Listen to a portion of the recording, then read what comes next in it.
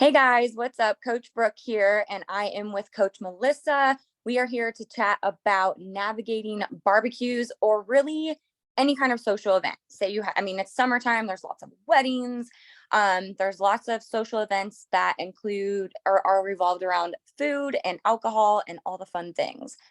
I was just going to start us off by chatting about how you can kind of make your plate. And I think we all kind of agree going in with a plan is the best. Sometimes your plan might change, but it is very helpful if you go in with a plan.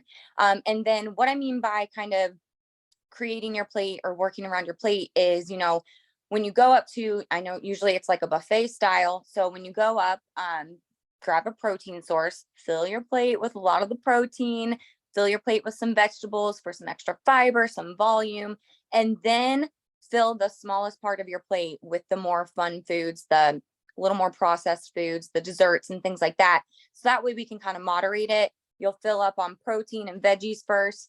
That way you're less likely to overindulge in some of the other things. Not saying you can't have those, but it's always best in like moderation. So what are your favorite tips for navigating a barbecue or an event or something like that? Well, something I like to do beforehand, even before I get to the event, is number one, make sure I'm already hydrated. Like hydration, like drinking water before, during, and after whatever the event is helps tremendously. It helps with the hunger. And it also helps kind of calm some of those cravings. And it also helps things move along after, indulging in things that we might not typically indulge in. And also, especially if the event is later in the day, having a small meal even before you go, just so when you get there, you're not ravenous. So I know it's tempting sometimes if we know we're going to probably have more calories and maybe some foods that we don't normally eat when we're at these events, to basically kind of starve ourselves or to save our calories in the early part of the day. But then what that typically leads to is that you being really hungry when you get there, which makes it more likely that we are going to overindulge. So instead, have a small meal before you go, and then you're not as hungry and you tend to make better food choices. So that's something that you can do beforehand even. So Yes, I totally agree with that. That was one of my points, is just kind of keeping your day as normal as you can, even if you can like get a workout in, get some movement in, or not saying you have to like burn the calories so you can earn it kind of thing, but just keeping your day normal. Like you said, I always use that tip with going out to eat. I'm like, if I can't have a small meal before, I'll sometimes just have a protein shake before. And I'm like, that way I am not starving when we go. And I mean, because years ago for like Thanksgiving, I would starve myself all day, and then I probably eat 3,000 calories at the Thanksgiving dinner. I'm like, well, that was stupid. this is not productive. No, not at all.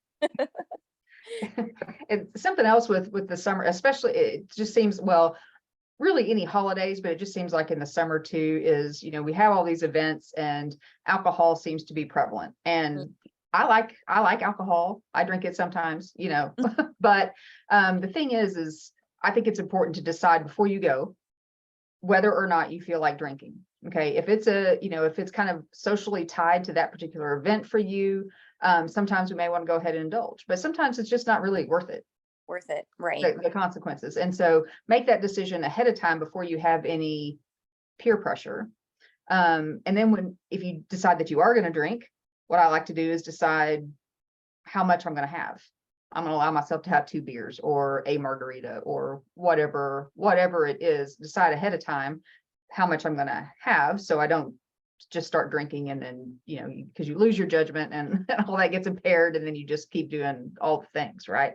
And then also, if you decide not to drink and you're worried about the peer pressure from other people, like, oh, I'll just have one, whatever. And if you've already decided that you're not, just always walk around with a drink in your hand, even if it's a cup of water or a diet soda or whatever, because more than likely people are not going to ask you if you want a drink if you already have one in your hand. Like, no, I'm drinking this right now. So that kind of makes it a little bit easier because I know sometimes feels awkward, especially if you're new on one of these journeys, to say no when people offer you a particular food or a particular drink or whatever. Even though you really don't want it, you feel guilty for saying no at first. And so if you can kind of avoid the question then that makes that a little bit easier. So Yeah, definitely.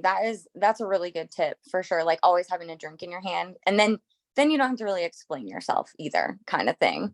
So, and something that I do too, I also do that. Like I have to go in with a game plan of like, hey, I'm planning on having maybe 2 drinks. Mhm. That's what I do, and then I'm more likely to stick with it, as opposed to like you said, if I get peer pressured, I'm probably gonna have more than the 2 drinks that I planned on. Um, and I also like when I from 75 hard, I like to do like kind of mocktails and make like, like a flavored sparkling water over ice with, I sometimes will salt the rim and add a lime. And that way you kind of feel like you are having a drink kind of thing too. So, Yeah. Yeah. Cause um, I've done that too. When I was doing 75 hard, my um, thing is, and not everywhere has this, I don't think, but Topo Chico, the I sparkling mineral water, right? get But have that with lime. I mean, it looks like you're drinking a vodka soda, right? it. Yeah. So, and And it kind of feels like it, except it doesn't have the, it doesn't have the vodka in it. But right. yeah, And so those you are kind of feel not left out. yes, exactly. Right.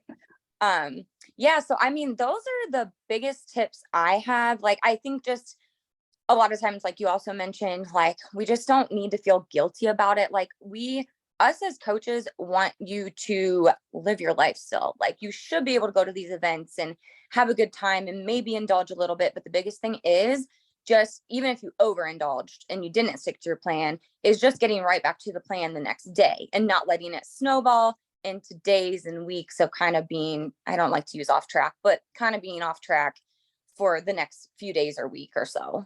So, Absolutely. That guilt is real.